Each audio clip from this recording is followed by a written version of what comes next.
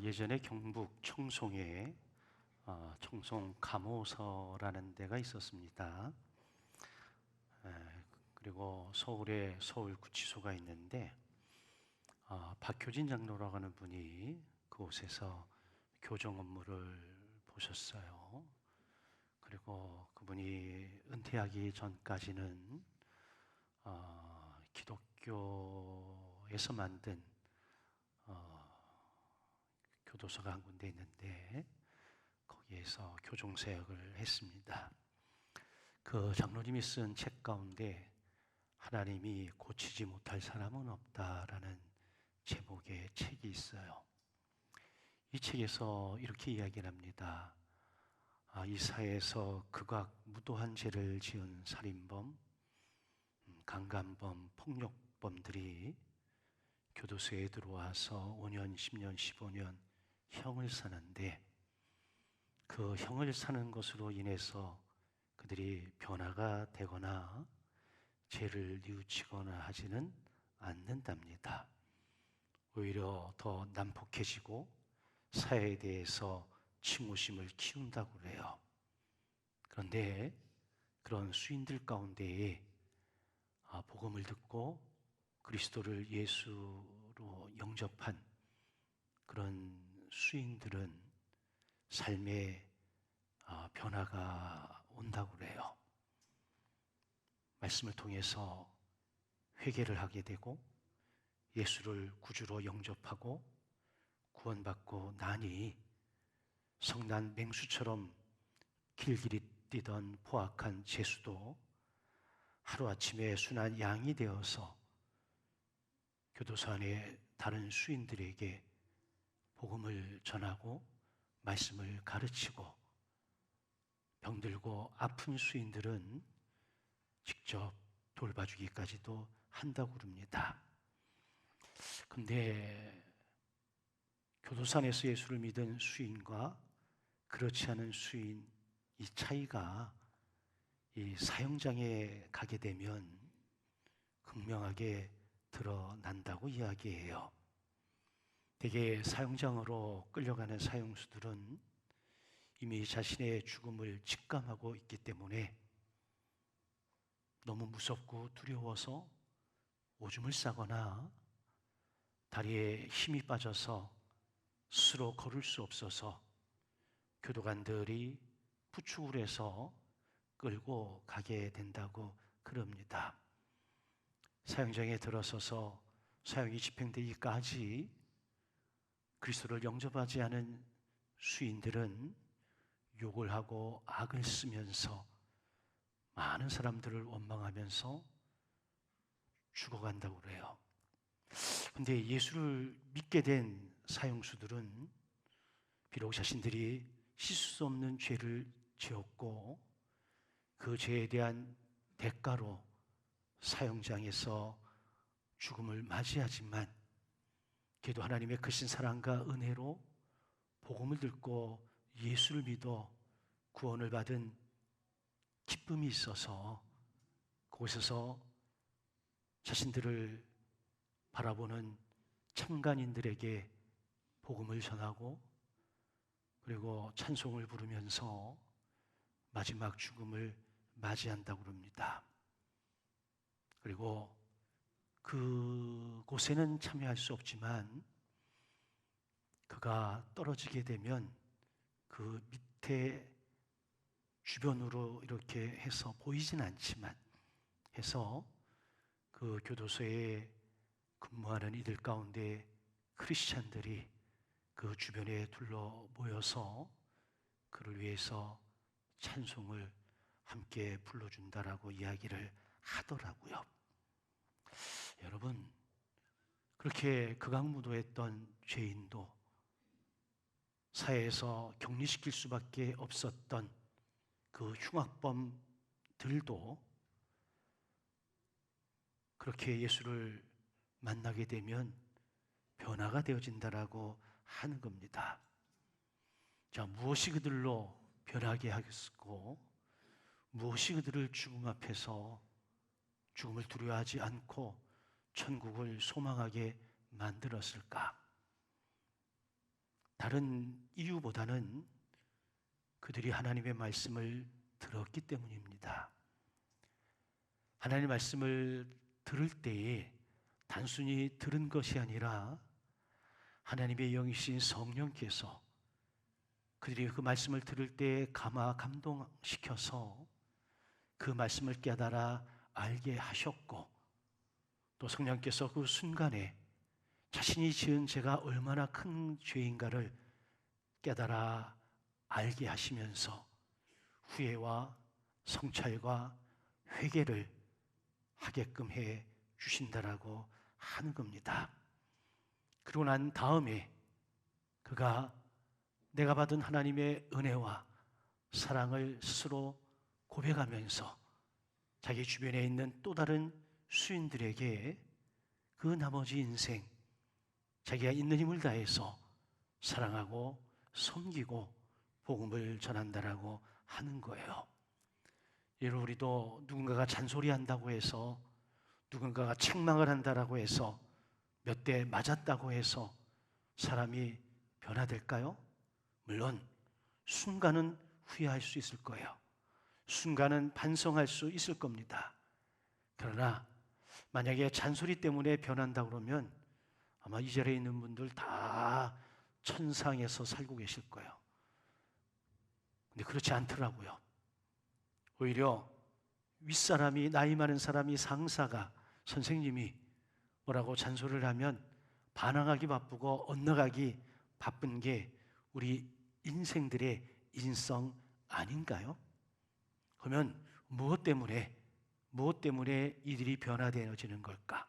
물론 하나님의 말씀이 들어갔기 때문입니다만, 그 말씀을 통해서 그들은 사회로부터 냉대받고 모멸감을 느끼고 나 같은 천한 인간이 있을까라고 스스로를 자책하던 그들에게 하나님의 크고 놀라우신 사랑을 경험하게 하는 성령의 놀라우신 은혜가 그들에게 임했기 때문이라고 하는 겁니다.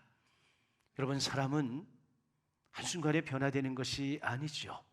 점진적으로, 점차적으로, 그래서 어느 순간에 이것이 가득 찼을 때에 순간적으로 변화를 경험하는 거예요.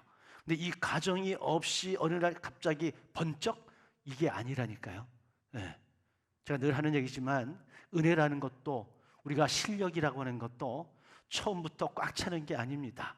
쌓이고 쌓여서 주전자의 아구까지 올라오면 그 다음부터는 지가 알아서 흘러 넘치는 것처럼 은혜도 똑같습니다. 하나님의 사랑을 경험하는 것도 똑같습니다. 처음에 하나님의 사랑을 했다고 경험하느냐? 아니죠.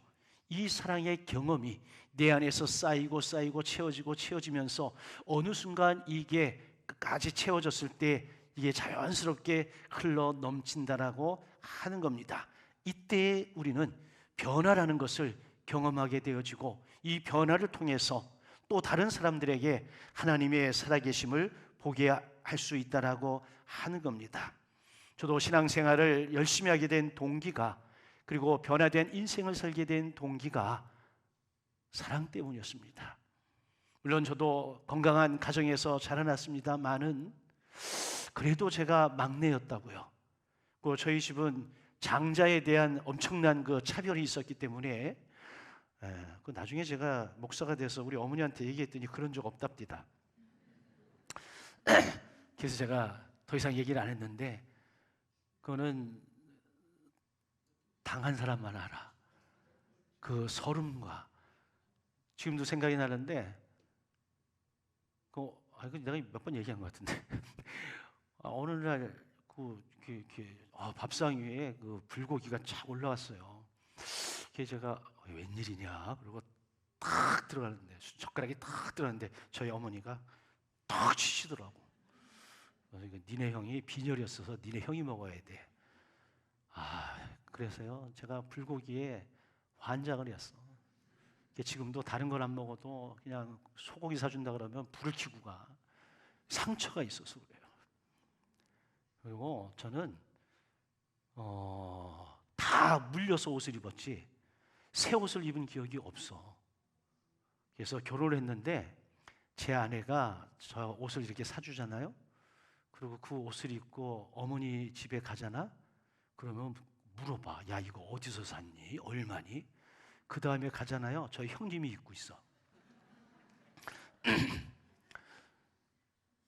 그래서 그런 얘기 했더니 우리 어머니 하시는 말씀이 기억에 없다. 그랬는데 교회를 갔어요. 중학교 때로 어렸을 때도 교회를 가긴 갔지만 중학교 때 교회를 갔는데 개척교회였어요. 목사님하고 사모님이 정말 저한테 잘하셨어요.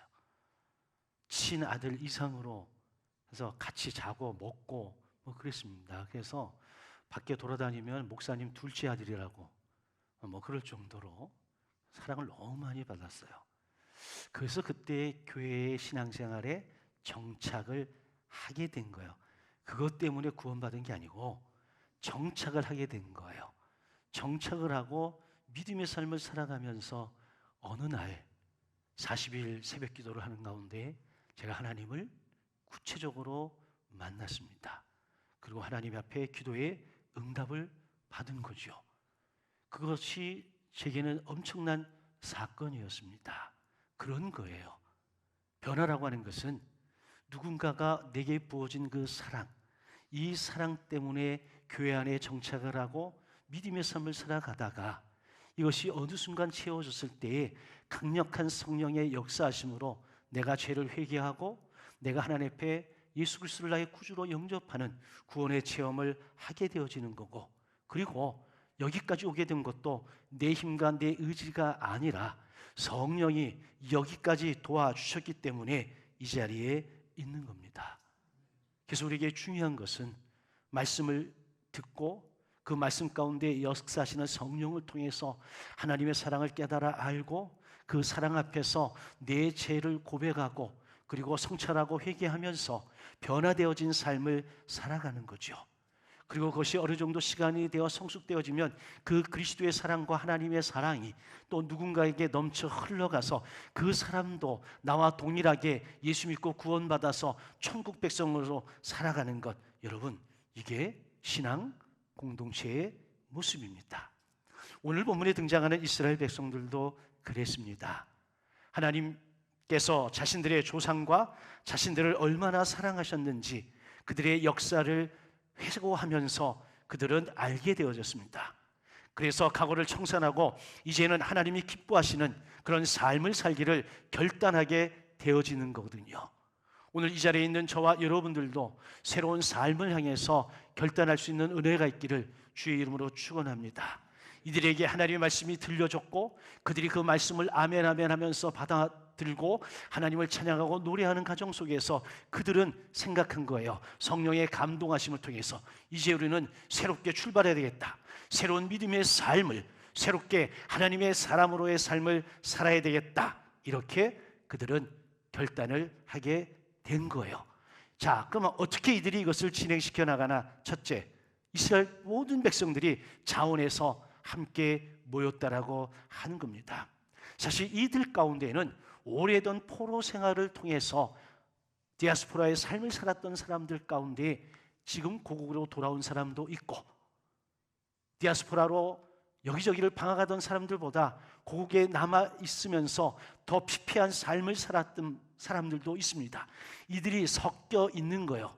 이들이 마음을 다하고 힘을 합쳐가지고 하나님의 집, 성전을 재건하고자 하는 이 목표와 비전을 가지고 52일 동안 모든 힘을 쏟아 부어서 이 성벽을 재건하고 성전을 재건하는데 최선을 다해서 그 완성을 보게 낸 거예요. 자, 그렇다면 굉장히 기쁘고 즐겁고 감사해야 되잖아요. 그럴 때 이들은 하나님의 말씀을 찾았고 그 말씀을 들을 때 그들의 마음 한가운데서부터 영적인 부흥이 시작이 되어지게 된 거예요. 요 사이에 그들이 아는 거예요. 뭔가 완성은 했는데, 뭔가 꿈은 이뤘는데, 내가 최선을 다해서 목표까지 왔는데 뭔가가 마음이 허전하다라는 거죠. 알 수 없는 거예요. 왜 이렇게 내 마음이 허전할까? 뭔가 다 이루었는데, 있는 힘을 다 쏟아부었는데. 여러분, 모든 준비가 끝나고 이스라엘의 새로운 역사가 기록될 때임에도 불구하고 그들이 앞으로 나가야 되는데 뒤에서 잡아당기는 그런 느낌들이 있는 거예요. 그걸 갖다가 영적인 공허함, 이렇게 표현할 수 있는 거거든요. 그렇다면 이 문제를 해결해야 될 거 아니겠어요? 아니, 하드웨어는 완벽해.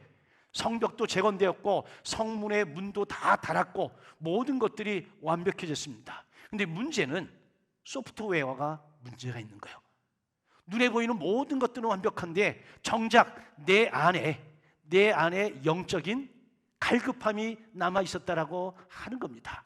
그래서 공허함을 느낀 거예요. 그래서 앞으로 나가지 못하고 뭔가 뒤에서 잡아 끄는 것처럼 이런 일이 벌어지는 거예요.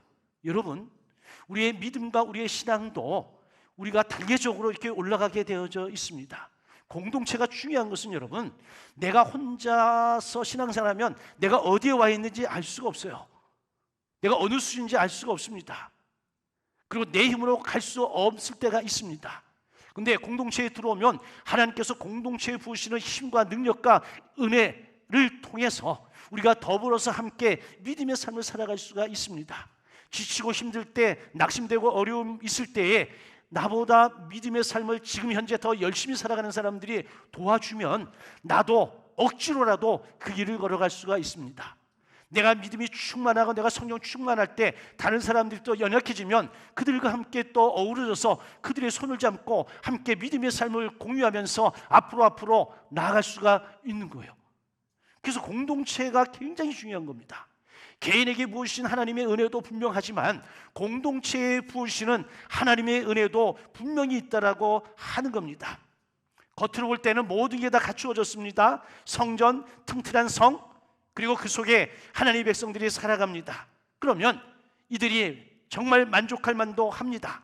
그런데 부족했다는 걸 깨달아 아는 거예요. 언제? 말씀을 들으면서. 말씀을 듣기 전까지는 여러분 몰랐습니다. 이게 왜 이런 거지? 근데 말씀을 듣고 보니까 아는 거예요. 그래, 우리에게 이 허전함은 다른 게 아니었다. 내 안에 하나님의 말씀, 영적인 기갈이 있었다라고 하는 겁니다.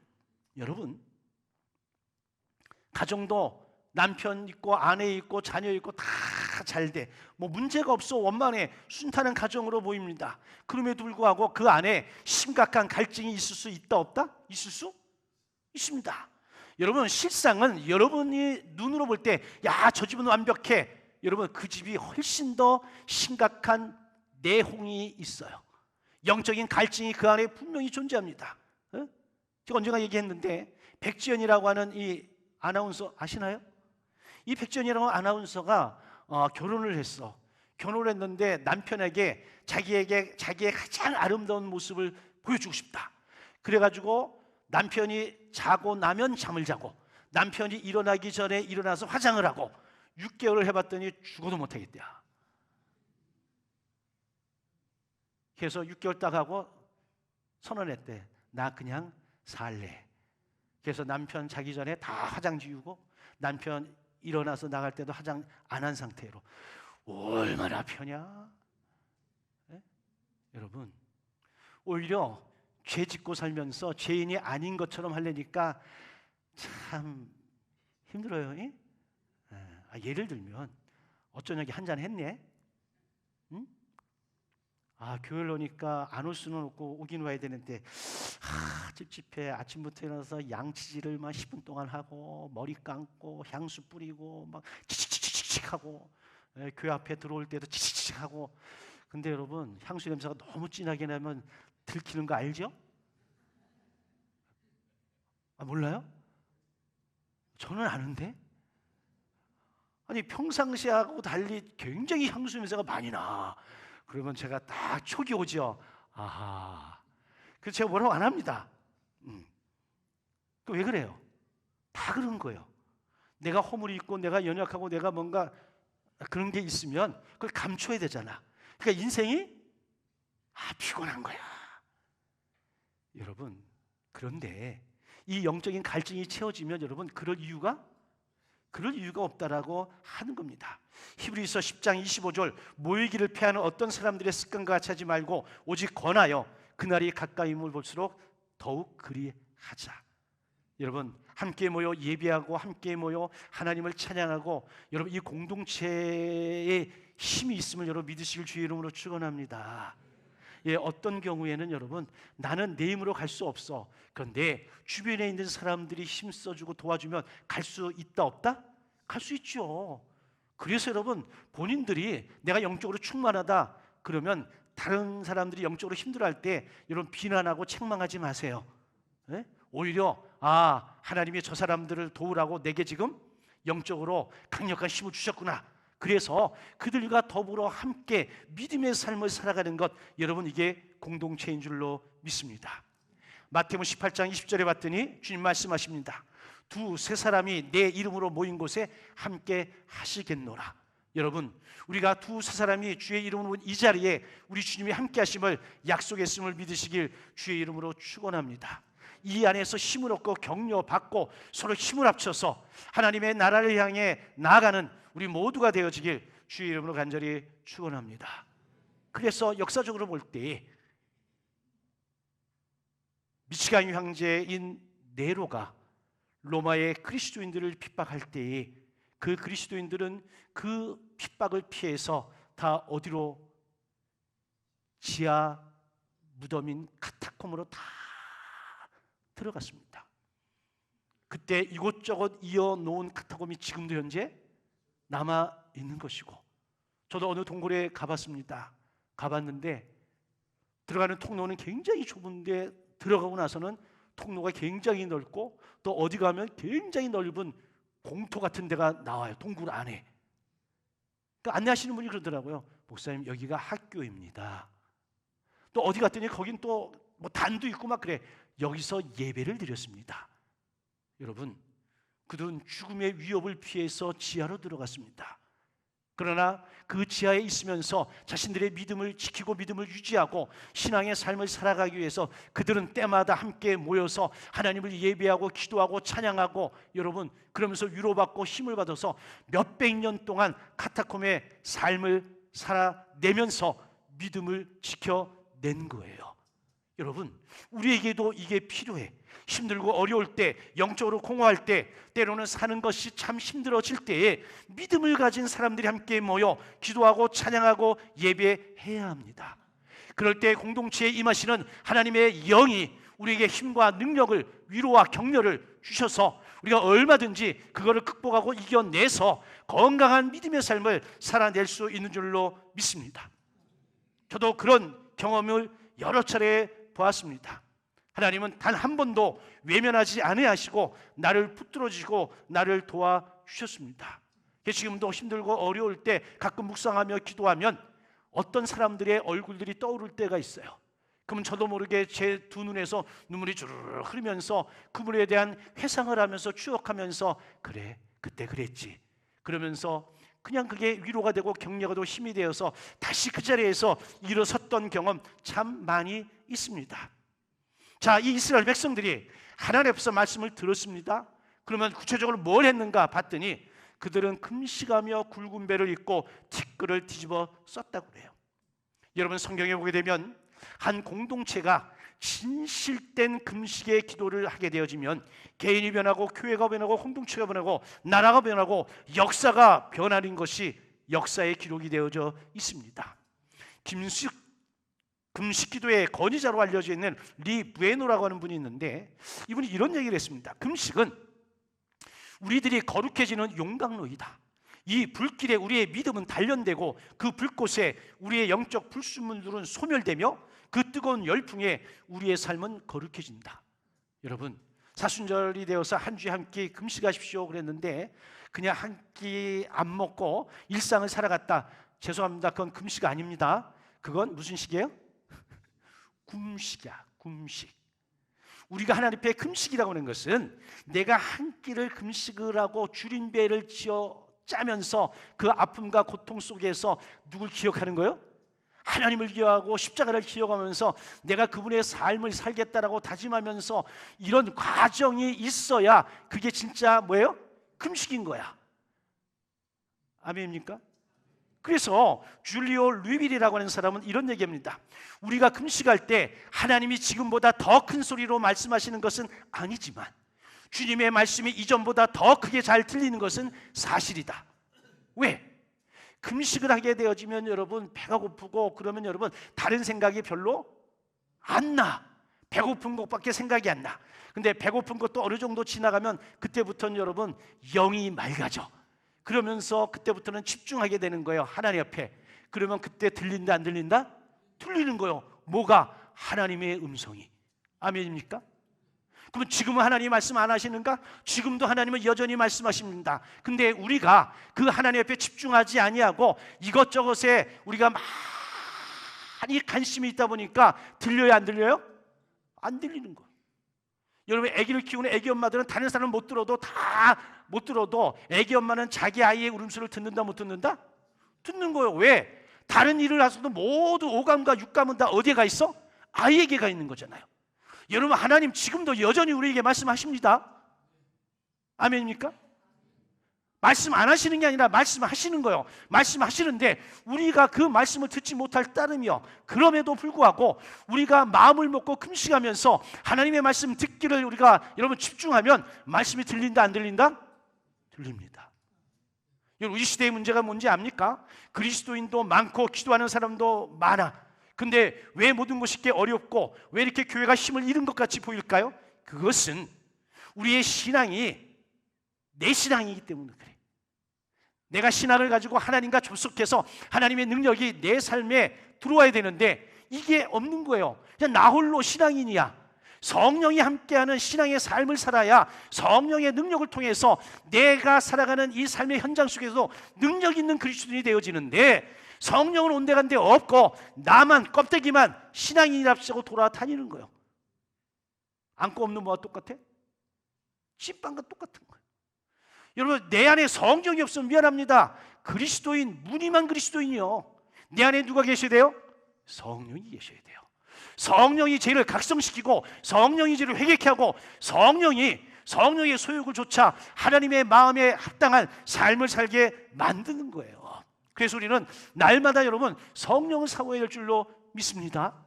사실은 인류 최초의 시험이 금식에 실패해서 온 거예요. 아담과 하와에게 하나님께서 선과 악을 알게 하는 나무의 열매를 먹지 말라 금식을 선포하신 거야. 그런데 먹었다 안 먹었다? 먹은 거잖아요. 여러분 우리도 때로는 내 죄의 문제를 해결하기 위해서 성령의 기름 부으심을 받기 위해서 여러분 결단하고 금식하며 기도할 수 있어야 될 줄로 믿습니다. 이것은 다른 데 신경 쓰지 않겠다는 거예요. 다른 데 관심을 두지 않겠다는 거예요. 내가 전적으로 하나님 앞에 매달려 기도하겠다라고 하는 거예요. 그럴 때 하나님이 성령이 우리에게 다가오심을 내 안에 계심을 깨달아 알게 되어지는 거예요. 또 이스라엘 백성들이 하나님 앞에 섰을 때 그들은 굵은 배를 입고 울며라고 기록이 되어 있습니다. 굵은 배를 입는다는 것은 이스라엘뿐만 아니라 우리나라의 전통으로 볼 때도 상복을 입는 것과 같습니다. 무슨 얘기냐면 극심한 슬픔에 처해 있음을 상징적으로 표현한 거예요. 이스라엘 백성들이 굵은 배를 입었다는 건 내 죄에 대해서 내가 하나님 앞에 지은 죄에 대해서 극심한 애통, 극심한 슬픔 가운데 있음을 보여주는 부분이에요. 여러분 성령이 임하시면 내 죄를 깨달아 알게 되고 이 죄가 얼마나 크고 더럽고 그런 건지를 알게 돼. 이게 각성이야, 각성. 이거 내가 아는 게 아니에요. 이거 성령이 나로 알게 하시는 거예요. 그래서 그 더럽고 추한 죄 앞에서 내가 무너지는 거예요. 그리고 하나님 앞에 회개하고 이 죄를 누군가가 어떻게 해야 되는데 내 힘으로는 안 돼. 그런데 성령이 가르쳐 주시는 거예요. 어떻게? 예수의 십자가 보혈의 능력으로 내 죄 사함을 가르쳐 주는 거예요. 그래서 내가 예수 그리스도를 믿는다라고 고백하는 거. 그 순간 내 안에 중생의 역사, 구원의 역사가 순간적으로 일어나는 거예요. 그러면서 하나님이 나를 극진히 사랑하신다라고 하는 하나님의 사랑도 전폭적으로 깨달아 아는 거죠. 그래서 내가 죄에 대해 슬퍼하고 내가 죄성에 대해서 슬퍼하는 건, 이건 여러분 성령이 역사하시는 거야. 여러분들 기도하는 가운데 내가 죄를 깨달아 알게 되고 내 죄가 발견되어져. 근데 그거에 대해서 너무 마음이 아프고 속상하고 내가 정말 나쁘고 막 눈물이 쏟아져. 여러분, 이건 내가 하는 게 아니야. 이건 누가 하는 거예요? 성령이 하는 거야. 어떤 분들 회개하셨습니까? 그랬더니 회개했대. 어떻게? 하나님, 제가요 어젯밤에 어쩌고저쩌고 했는데 하나님 잘못했어요. 회개합니다. 예수 이름으로 기도했습니다. 아멘. 끝. 이게 회개입니까?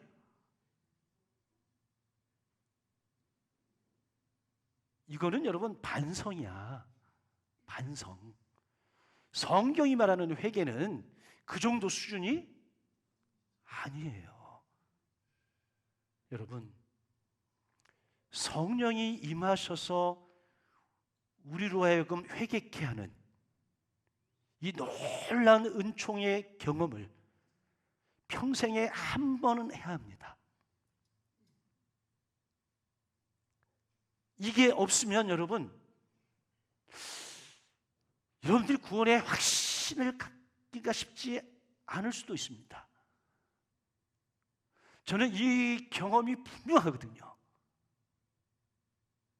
제가 주체할 수 없는 상황 속에서 하나님이 강력하게 역사하신, 그래서 제가 언젠가 얘기했죠. 죄를 토설하다라고 하는 것. 여러분, 죄를 토설하는 건 조금 끄집어내 이게 토설이 아니야. 토설은 뭐야? 한꺼번에 전부 다 쏟아내는 거예요. 성령이 임하시면 그게 가능해. 성령이 임하시면 우리 안에 있는 죄악의 뿌리가 끊어져서 한 줄기 나오는 게 아니라 아예 통째로 완벽하게 쏟아져 나오는 거예요. 이런 경험이 저와 여러분들에게 있어지길 주의 이름으로 축원합니다. 물론 이게 어느 순간에 이루어지지만 이 가정은 분명히 존재한다라고 하는 것. 내가 의지적으로 기도하다가 성령의 감동하심이 있으면 여러분 그렇게 나아갈 수가 있어요. 그래서 어느 날 하나님께서 여러분들에게 죄를 깨달아 알게 하고 회개케 하시면 여러분 그것이 어디든 어떤 상황이든 여러분 무릎 꿇어 하나님 앞에 기도하십시오. 아멘. 그때가 누가 임하실 때야? 성령이 임하실 때야. 오히려 더 찬송하며 예배하고 기도하는 가운데도 하나님의 영이 내게 임해서 내 죄성을 드러나게 하고 내 죄가 부각되어지게 만들면 그때가 하나님이 내게 회개의 은혜를 주실 기회야. 이때는 여러분 무조건 하나님 앞에 무릎 꿇어 기도하시길 주의 이름으로 축원합니다. 이스라엘 백성들이 굵은 배를 입었다라고 하는 것은 바로 그거예요. 말씀을 듣다 보니까 뭐가 드러난 거야? 내가 얼마나 죄인인지, 우리의 조상들이 얼마나 죄를 지었는지 알게 된 거예요. 그래서 극심한 슬픔과 고통 속에서 하나님 앞에 울며 회개하며 기도하는 거예요. 또 하나, 머리에 흙이나 티끌을 썼다라고 그러죠. 이것은 뭐냐면 내가 티끌보다 못한 존재라고 하는 것을 깨달아 아는 거예요. 여러분, 오늘 본문 5절 이하에도 보게 되면 이스라엘 백성들은 본인의 죄만 깨달아 아는 게 아니에요. 성경을 읽어주는 과정에 성경 속에 기록되어진 하나님의 역사를 보니까 자신의 조상들이 하나님 앞에 얼마나 죄를 지었는데 하나님이 그 조상들을 어떻게 사랑하셔서 여기까지 왔는지 다 성경이 이야기해 주는 거예요. 그래서 조상들의 죄, 자신의 죄 묶어가지고 한꺼번에 하나님 앞에 회개를 하는 거예요. 여러분, 죄 가운데 심각한 죄가 있고 사소한 죄가 있을까요? 법으로는 있어요. 경범죄. 이런 경범죄는 사소한 죄고, 그다음에 간음 이런 건 중한 죄고, 그잖아요. 법적으로는 있어. 그럼 하나님 보실 때에도 이건 좀 약한 죄고, 이건 중한 죄고, 그럴까요? 하나님 앞에는 여러분 사소하고 중한 죄가 따로 없습니다. 죄는 다 똑같은 죄라. 무겁고 가볍고 이건 누가 만들어낸 거예요? 우리가 만들어낸 거예요. 여러분, 하얀 죄가 있고 새빨간 죄가 있고, 하얀 거짓말이 있고 새빨간 거짓말이 있고, 여러분 거짓말은 거짓말이요. 죄는 죄인 것이야. 그러니 여러분, 우리가 판단해서 이거는 뭐 사소한 죄고 이건 중한 죄고, 여러분 이게 아니라 하나님의 영이 우리에게 임해서 깨닫게 할 때는 여러분 그렇게 사소한 것 중한 것 나누는 게 아니에요. 하나님이 저에게 깨닫게 해주신 것은 하나님을 사랑하지 않은 것도 뭐요? 죄야. 이걸 머리로 깨달은 게 아니라 성령이 저에게 알게 해주시더라고요. 그러고 나서 보니까 죄 아닌 것이 하나도 없더라는 거죠. 여러분, 우리도 믿음의 삶을 지금까지 살아왔는데 어찌 보면 교회 생활 잘하고 어쩌고저쩌고 뭐 겉으로는 괜찮아. 근데 뭔가 조금 뭐 좀 허전하고 그런 게 있지 않을까요? 그 이유는 내가 영적인 기갈 때문에 그래요. 근데 영적인 기갈을 가져오는 핵심 요인은 뭐냐면 죄거든요. 근데 이 죄를 드러내는 게 하나님의 말씀이거든요. 이 말씀을 통해서 하나님의 죄가 드러나고 이 죄를 가지고 하나님 앞에 나아가 회개하고 그러면 여러분 하나님의 놀라신 은혜와 은총 가운데 이 죄의 문제가 해결이 되고 성령이 우리 가운데 충만히 임하셔서 영적인 허전함이 해결이 되어진다라고 하는 겁니다. 이런 묵은 때가 있고 당장 묻은 게 있어. 당장 이렇게 묻은 거는 금방 지워지죠? 근데 묵은 때는 지워져요, 안 지워져요? 안 지워집니다. 그래서 물에 불 켜든 세제에 불 켜든 불 켜놓고 난 다음에 그거 이렇게 하죠? 그잖아요. 똑같아요. 여러분들이 쉽게 할 수 있는 회개는 여러분들이 지은 지 얼마 안 된 그런 죄야. 근데 여러분들이 묵은 죄는 그렇게 해서 될 일이 아니라, 제가 왜 한 달에 한 주에 금요일 날 모여서 기도하는 그거 안 하고 한 달에 한 주 모여서 기도하는지 아십니까? 한 번 딱 반짝 와가지고는 여러분 죄의 문제가 해결이 안 됩니다. 그래서 일주일은 월요일부터 와서 삶아야 묵은 죄가 드러나 안 드러나? 이제 드러나는 거예요. 그러면서 죄를 회개하게 되어지고 성령의 은혜를 경험하게 되어지는 거죠. 여러분, 우리가 신앙생활을 하고 사순절을 보내는데 우리가 믿음 안에서 새로운 출발하기 위해서 오늘 본문에도 모든 이방인들과 절규했다 그러잖아요. 여러분, 우리가 절규할 수 있는 것은 절규하고 그리고 끊을 건 끊고 버릴 것 버리고 그리고 온전히 하나님을 신뢰하고 하나님을 믿으며 나아갈 때에 우리가 진정한 의미에서 새로운 출발이 가능합니다. 바라기는 우리 교회, 우리 모든 성도들이 그리스도 예수 안에서 하나님의 말씀 안에서 새로운 영적 출발을 통해서 하나님이 기뻐하시는 그런 삶을 사는 주인공 되길 주의 이름으로 간절히 축원합니다. 아멘.